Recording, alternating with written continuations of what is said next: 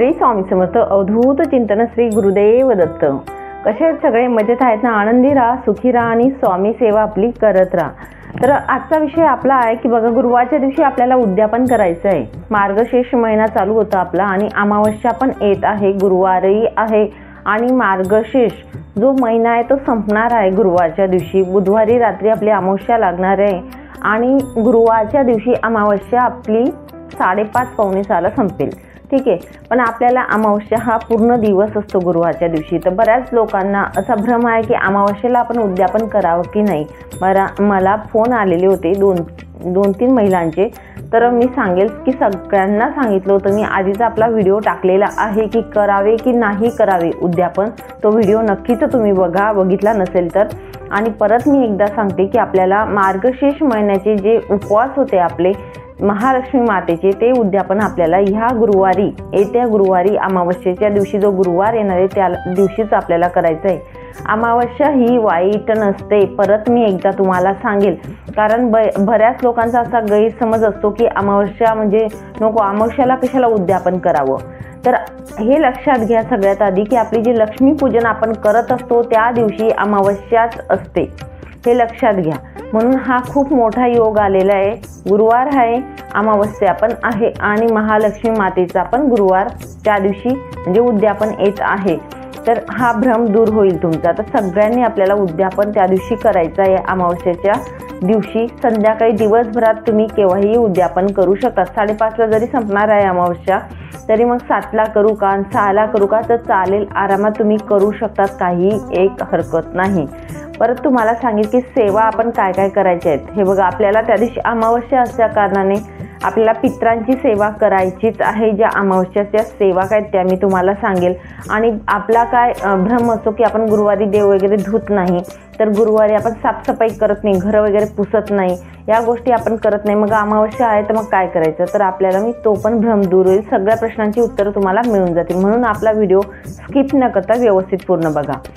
तर मी तुम्हाला सगळ्यात आधी सांगेल, अमावस्या असल्या कारणाने अमावस्येच्या ज्या काही सेवा असतात, आपण जे घर पुसतो बघा त्या दिवशी, तर आपल्याला घर पुसायचंच आहे। गुरुवार आहे म्हणून आपण पुसायचं नाही हे करू नका, कारण माता लक्ष्मीचं आगमन होत असतं बरोबर आपलं गुरुवारच्या दिवशी। आपल्याला जे काही करायचं नाही आहे ते अमावस्याला आपण करू शकतो का? कारण आपलं घर पण नीट आणि स्वच्छ करायचं आहे त्या दिवशी अमावस्या असल्या कारणामुळे। आपल्याला जसं आपण अमावस्येला लिंबू, मीठ, गोमूत्र टाकायचं, हळद टाकून घर पुसायचं आहे। उंबरठ्याचं लेपन जे असतं, गोमूत्र थोडं घ्यायचं, पाणी घ्यायचं आणि हळद, गुलाबजल घेतलं तर अतिउत्तम। या गोष्टी घेऊन उंबरठ्याला लेपन, आपण हळदीचं लेपन करायचं आहे। मुख्य दरवाजा पुसायचा आहे, मुख्य दरवाज्यावरती स्वस्तिक काढायची, देवघराच्या वरती स्वस्तिक काढा, पुसून व्यवस्थित करायचं आहे। तर या गोष्टी आपल्याला करायच्या आहेत। त्याच्यानंतर अमावस्येच्या असल्या कारणामुळे आपल्याला त्या दिवशी भगवान विष्णूंची सेवा आपण मार्गशीर्ष गुरुवारला करतच होतो, पण अमावस्या आहे त्या कारणाने आपल्याला बघा विष्णू सहस्रनाम हे बोलायचं आहे किंवा बोलायला नाही जमणार, सेवा खूप जास्त आहेत, तर ठीक आहे आपण मोबाईलवर लावला तरीही चालेल। तर विष्णू सहस्रनाम आपल्याला मोबाईलला लावायचंच आहे। ललिता सहस्रनाम हे आपल्याला मोबाईलला लावायचंच आहे। काही जरी झालं त्या दिवशी लावा, ऐकलं आपण तरीही चालेल। आपण स्वयंपाक करत असो, काम करत असो, केव्हाही आपण ऐकलं तरीही चालेल, असं काही नाही की आपण बसून राहा देवाजवळ। तर या गोष्टी तुम्ही करू शकतात। त्याच्यानंतर तुम्हाला सांगेल कुंकुमार्चन आपल्याला करायचं आहे। महालक्ष्मीचा गुरुवार आहे, त्याच्यानंतर गुरुवारही आहे। तर महालक्ष्मीचा गुरुवार असल्या कारणामुळे आपल्याला कुंकुमार्चन हा करायचा आहे। कुंकुमार्चन कसं करतात ते आपल्या सगळ्यांना माहिती आहे। त्याच्यानंतर कुंकुमार्चन करत असताना आपण महालक्ष्मी अष्टकम घ्यायचंच आहे कुंकुमार्चनच्या ह्याच्यात।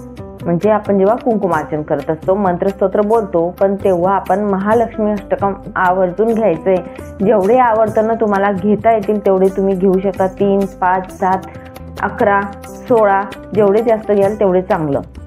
नंतर आपल्याला त्या दिवशी या प्रकारे घ्यायचं आहे। नंतर पुढचं मी तुम्हाला सांगेल की आपल्याला अमावस्या असल्या कारणामुळे पिंपळ वृक्ष जो असतो, पिंपळाची सेवा केली जाते।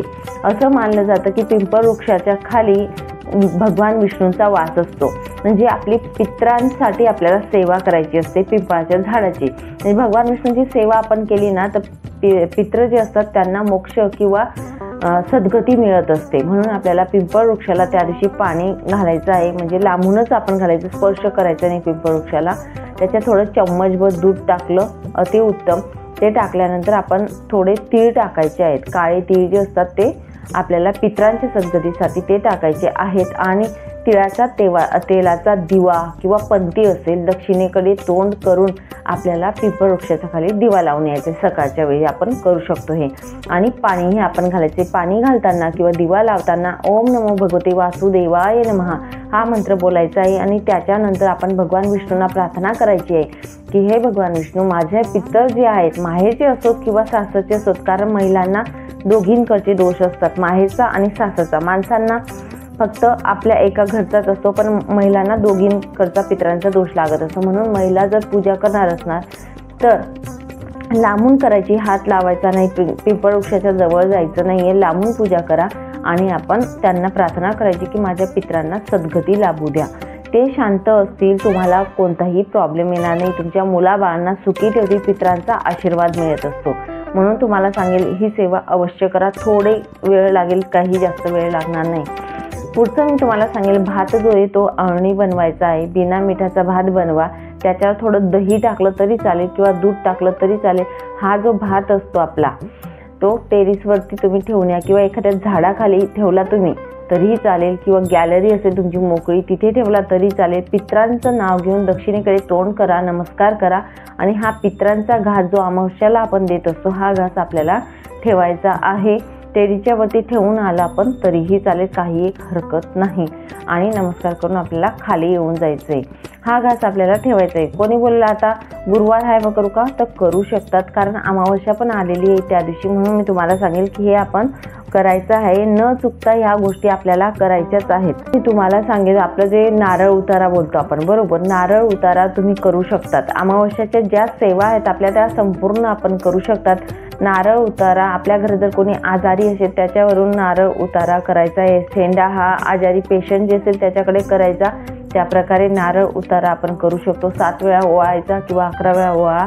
श्री स्वामी समर्थ हे बोलायचं आहे, आपला मंत्र बोलायचा आहे महाराजांचा. आणि नारळ उतारा उतरवून घ्यायचा आहे. मोहरी आपल्याला मंत्रायच्याच आहेत. गाड्या असतात, गाड्यांमध्ये आपण मोहरी ठेवत असतो मंत्रून. ॲक्सिडेंट वगैरे तुमच्या घरात सारखं होत असेल तर पिवळ्या मोहरी ज्या असतात त्या आपण काढून आणायच्या आणि परत मंत्रून दुसऱ्या मोहरी आपण अमावस्येच्या दिवशी ठेवायच्या आहेत. या सेवा आपण दर महिन्याला करत असतो, त्यामुळे मी तुम्हाला सांगेन की या सेवा त्या दिवशी करायच्याच आहेत. महालक्ष्मी उद्यापन जे असतं ते आपलं मार्गशीर्ष महिन्याचं गुरुवारी येत आहे. तर आपल्या घरात माता लक्ष्मीला प्रार्थना करा की सूक्ष्म रूपात माता लक्ष्मी आपल्या घरात वास करणार आहे. आपण जर उपवास म्हणजे मनापासून केलेले आहेत, माता लक्ष्मीचे 5 जे गुरुवार केलेले आहेत, तर ते मनापासून केल्यामुळे माता लक्ष्मी आपल्या घरात सूक्ष्म रूपात वास करणार आहेत. हे लक्षात ठेवायचं कधीही. असं नाही की आपण उद्यापन केलं म्हणजे महालक्ष्मी माता चालली जाईल, हे असं नसतं. आपण एवढी सेवा करत असतो, सगळ्या गोष्टी काही करत असतो, त्या सूक्ष्म रूपात आपल्या घरात वास करत असतात. त्यांना आपण प्रार्थना करायचे की तुमचं अस्तित्व कायम आमच्या घरात असू द्यात आणि कायम आमच्या पाठीशी उभे राहत, माझ्या घरात सदैव नांदा तुम्ही. हे आपण स्वतः महालक्ष्मी मातेला त्या दिवशी सांगायचे. पुढच्या वर्षी नक्कीच मी तुमची आतुरतेने वाट बघेल. या प्रकारे आपल्याला सांगायचे. साधी बोळी सेवा जी ती तुम्ही तुमच्या चरणी मी अर्पण करते. अशी साधी आणि सोपी आपल्याला पूजा करायची त्या दिवशी. त्यामुळे मनात काही भ्रम आणू नका, शंका काही आणू नका. मनापासून सेवा करा, एवढं मी तुम्हाला सांगेल. निश्चित तुम्हाला फळ मिळाल्याशिवाय राहणार नाही. आणि पितरांचीही आपल्याला सेवा करायची, एवढं मला सांगायचं होतं. आणि बऱ्याच महिलांचा भ्रम आहे की ताई पिरियड आली, पाळी आली, मग माझा 5वा दिवस मी करू शकते का. हा निश्चितच तुम्ही 5वा दिवस जर असेल तुमचा त्या दिवशी तर करू शकतात. आणि तुम्हाला शरीराचा वगैरे त्रास नसेल तर 4था दिवशी जर तुमचा 4था दिवस येत असेल. एका ताईंचा फोन आलेला होता की ताई माझा 4था दिवस आहे पण मला काही शरीराचा वगैरे असा त्रास होत नाही, तर मी उद्यापन करू शकते का. तर गुरुवारच्या दिवशी माझं उद्यापन राहिलेलं आहे म्हणून तर मी करू शकते. तर मी तुम्हाला सांगेल अवश्य तुम्ही करू शकतात. फक्त आपण जे आंघोळ असते ते आंघोळ डबल करा. पूजेच्या आधीही आंघोळ करा. सकाळी आपण केस वगैरे धुतो, केस आपण गुरुवारी धुत नाही, पण पिरियड किंवा आपले मासिक धर्म असल्या कारणामुळे त्या दिवशी आपल्याला ह्या गोष्टी आपण करू शकतो. आणि आपल्याला उद्यापन करायचा तो एक लास्ट म्हणजे मार्गशीर्षचा म्हणजे लास्ट दिवस आहे तो, म्हणून तुम्ही चौथा किंवा पाचवा दिवस येत असेल तुमचा मासिक धर्म, तर तुम्ही करू शकतात, काही एक हरकत नाही. चला मग सांगितलेली सेवा जी आहे ती महाराजांच्या चरणी अर्पण करते आणि इथेच विराम घेते. नंतर अजून भेटेल पुढच्या व्हिडिओमध्ये नवीन माहितीसोबत, नवीन विषयासोबत. तोपर्यंत श्री स्वामी समर्थ. अवधूत चिंतन श्री गुरुदेव दत्त. माहिती आवडली असेल तर लाईक करा, शेअर करा आणि सबस्क्राईब करा, जेणेकरून येणारा प्रत्येक व्हिडिओ तुमच्यापर्यंत येईल, म्हणून सबस्क्राईब करायला विसरू नका.